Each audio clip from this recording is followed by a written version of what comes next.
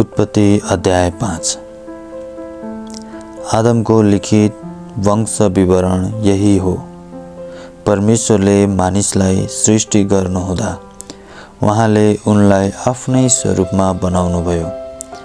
उहाँले तिनीहरूलाई नर र नारी गरी सृष्टि गर्नुभयो। तिनीहरूको सृष्टि भएको दिन उहाँले तिनीहरूलाई आशिष दिनुभयो र मानिस नाउँ दिनुभयो। आदमको उमेर 130 वर्षको हुँदा उहाँले आफ्नै प्रतिरूपमा एउटा छोरो जन्मियो। उनले त्यसको नाउँ सेत राखे। सेतको जन्म भएपछि आदम 800 वर्षसम्म बाँचे र उनका अरू छोराछोरीहरू जन्मे। आदमको जम्मा उमेर 930 वर्ष भएको थियो अनि तिनी मरे। सेतको वंश। सेतको उमेर 105 वर्षको हुँदा उनको छोरो एनोस जन्मियो। एनोस जन्मेपछि सेत 807 वर्षसम्म बाँचे। उनका अरू छोराछोरीहरू जन्मे। सेतको जम्मा उमेर 912 वर्ष भएको थियो अनि तिनी मरे। एनोसको उमेर 90 वर्षको हुँदा उनका छोरो केनान जन्मियो। केनान जन्मेपछि एनोस 815 वर्षसम्म बाँचे। उनका अरू छोराछोरीहरू जन्मे। एनोसको जम्मा उमेर 905 वर्ष भएको थियो अनि उनी मरे। केनानको उमेर 70 वर्षको हुँदा उनको छोरो महलालेल जन्मियो।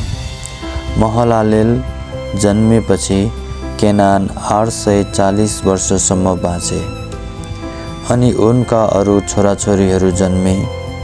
केनानको जम्मा उमेर 910 वर्ष भएको थियो अनि उनी मरे। महलालेलको उमेर 65 वर्षको हुँदा उनको छोरो एरेद जन्मियो। एरेद जन्मेपछि महलालेल 830 वर्षसम्म बाँचे। उनका अरू छोराछोरीहरू जन्मे। महलालेलको जम्मा उमेर 895 वर्ष भएको थियो अनि तिनी मरे। एरेदको उमेर 162 वर्षको हुँदा उनको छोरो हनोक जन्मियो। हनोक जन्मेपछि एरेद 800 वर्षसम्म बाँचे। उनका अरू छोराछोरीहरू जन्मे। एरेदको उमेर 962 वर्ष भएको थियो अनि उनी मरे। हनोकको उमेर 65 वर्षको हुँदा उनको छोरो मतुसेलह जन्मियो। मतुसेलह जन्मेपछि हनोक 300 वर्षसम्म परमेश्वरको साथ हिँड्दै रहे। उनका अरू छोराछोरीहरू जन्मे। हनोकको जम्मा उमेर 365 वर्ष भएको थियो। हनोक परमेश्वरको साथ हिँड्थे अनि उनी अलग भए किनभने परमेश्वरले उनलाई उठाइ लानुभयो। मतुसेलहको उमेर 187 वर्षको हुँदा उनको छोरो लेमेक जन्मियो। लेमेक जन्मेपछि मतुसेलह 782 वर्षसम्म बाँचे। उनका अरू छोराछोरीहरू जन्मे।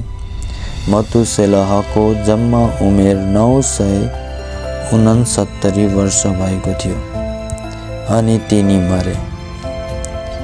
लेमेकको उमेर 182 वर्षको हुँदा उनको एउटा छोरो जन्मियो।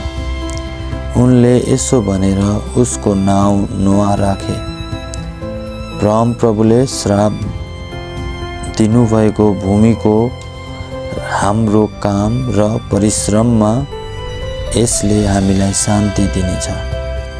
नोआ जन्मेपछि लेमेक 595 वर्षसम्म बाँचे।